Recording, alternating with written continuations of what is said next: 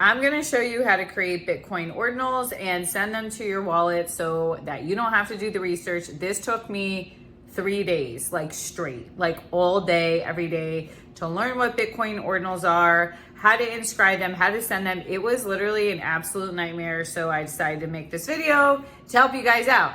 Now, just so you know, this is not financial advice. This stuff is so risky. And to be honest with you, inscribing a Bitcoin Ordinal was so much harder than making an ETH NFT. So if you're brand new to NFTs, I would suggest you start on Ethereum, and then as you get better at it, maybe you want to do this crazy stuff. Now, if you're a Bitcoin maxi though, and you've never had NFTs, but you would like an Ordinal, then I would say this is okay, but this is definitely not for people who are new to crypto, new to NFTs. If you are new to NFTs and want to learn, check out my other videos.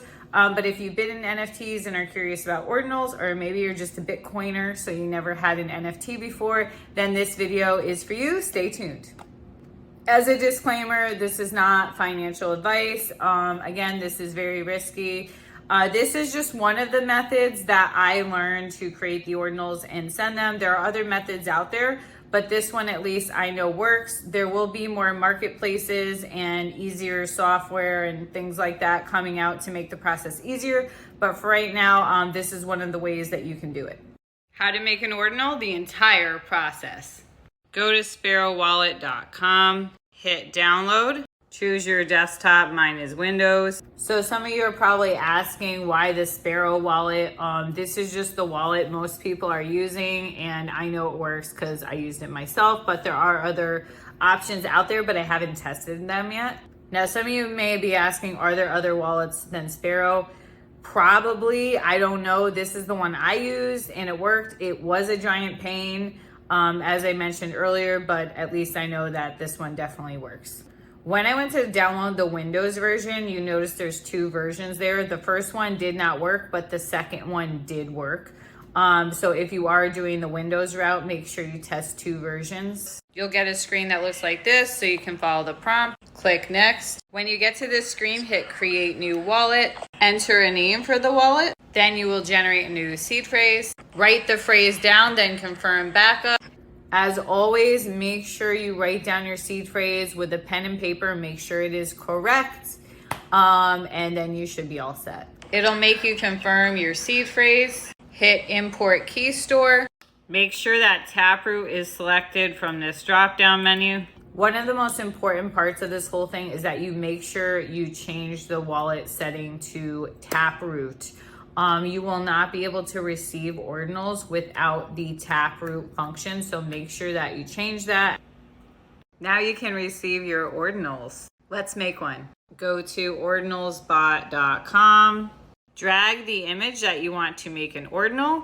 This is the most important part where it says receive Bitcoin address. In your Stacks wallet, hit receive, and then copy the address.